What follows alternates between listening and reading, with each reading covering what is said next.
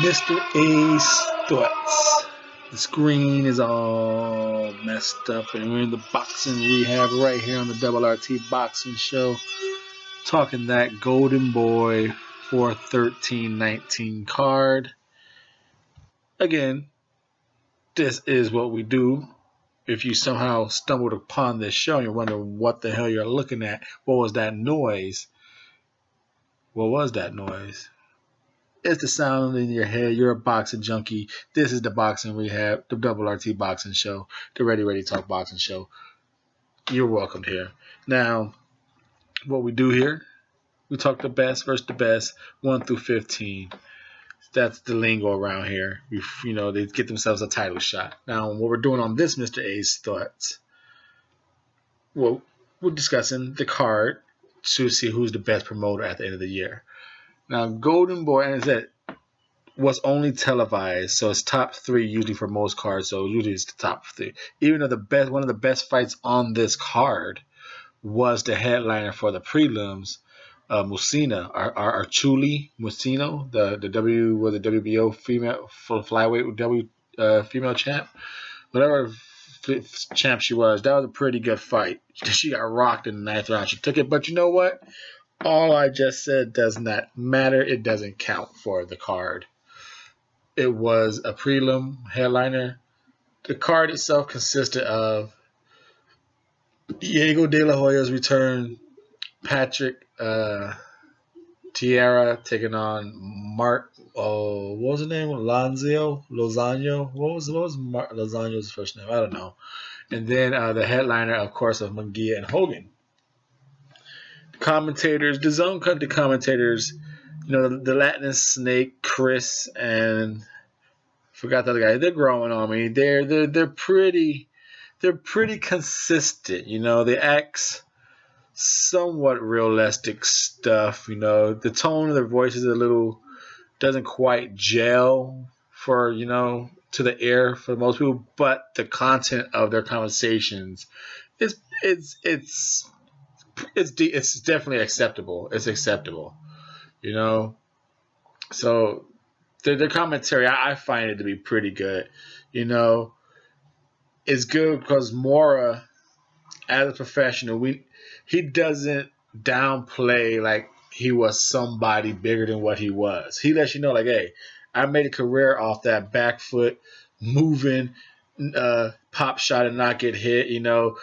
Not a lot of power. He so his point of view is always from what the B side got to do. So it's good to hear his commentary.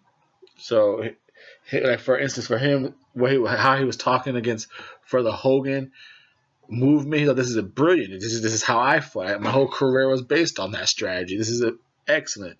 So his commentary as a team was good. Now the crowd participating, being that it was in Mexico, it was nice. They tried to get behind Jaime Munguia the best they could. They tried to do Diego De La Hoya, but that fight was a headbutt. And then, surprisingly, their best crowd participation was in the booing of the co-main event of Patrick Tierra taking on Lozano. Like I said, even though it was booing, there was some great cheering, but the booing and cheering was great crowd participation. It made the card entertaining to watch as a fan, so I liked it. They were booing. Now, what were they booing? That's a whole. You got to talk about that. The first fight, Diego De La Hoya, anticipation of a comeback. What is his weight going to do? Bow, headbutt, fight over. They asked him, hey, are you going 126 or are you going to go down to 122 after this one more fight? How are you feeling? I just want to fight. Whatever then. Whatever.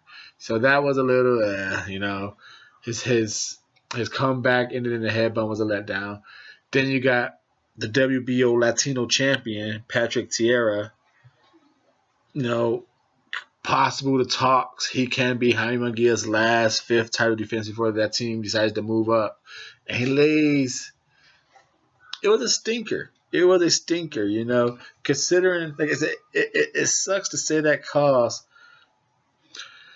Tierra was putting some nice combinations together, but when he did get hit, it was like, whoa, like if Lozano put forth some effort, he might be able to do so. And that's where Sergio doing some pretty good commentary. Like he don't have that mind state. You know, his mind state is already a journeyman. Come in here, give him rounds, get a check, you know, survive, make it hard for him. It's hard for him to flip that switch. It's that journeyman mind state. And at the end of the fight, you know, he started turning it on, putting some shots on. The crowd actually started cheering because there was no action. You know, he was in that journeyman mind state where just to make that Kevin Johnson mind state, just to make it enough, make the rounds go on. And Tierra wasn't being risky enough, taking a chance to finish him out. And the best part of that whole fight was, I believe, it was like the crowd really started booing. I think around round 5, 6, and then 8, but it just kept increasing moments and moments. At the beginning, I think of round 8, or was it the beginning of round 9? The fighter like get off their stool coming out, they ding fight. The crowd boos like the fight still continues. That was awesome. Great crowd participation. But then again, the fight itself was kind of a stinker. The crowd let you know. And then Jaime Munguia and Hogan. Good fight. Good commentary about that fight. It wasn't biased, you know. They're telling the truth. It's Hogan's doing good. Munguia's looking like shit. Munguia's turning on the body shots. They're calling the right shots. You know, they're calling the tide changes in the matches evenly. You know, most of the time you kind of agree with who they're giving the rounds to. So that was it was like, okay, the commentary was good. The action itself was back and forth. Hogan showing great movement, in and out, popping and shooting.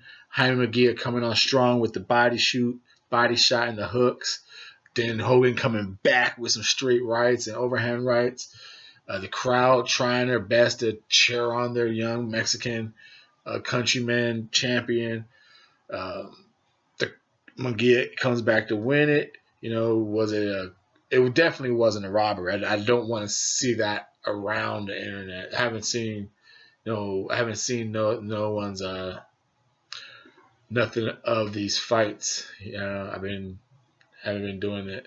So I hope no one write in robbery or anything. It was just a swing fight of 2 rounds, maybe. It was back and forth, you know, back and forth. Me personally, I think it is either a draw or a Hogan, but hey, I'm not going to argue that someone found Jaime to win. But overall, that was a good card. Good. So the fights, Diego De La Hoya returned a headbutt. That sucked. Patrick Tierra fight, booing the height of possible getting a Jaime Munguia title shot, and you laid that down. That sucked. The Hogan underdog almost pulling it off, putting on that clinic. Jaime Munguia coming back to win it. They deserve it. Left a little weird taste in your mouth, but it for what was sucking, it would have been kind of cool. I think most people might say Hogan won that fight. It would have been okay, but the fact that he didn't win, I think a lot of people were like, So a sucky fight to an end, but a good fight. Saved what would have been a really, really bad night for Golden Boy. Double RT Boxing Show. I'm your host, Mr. A. Thank you for tuning in.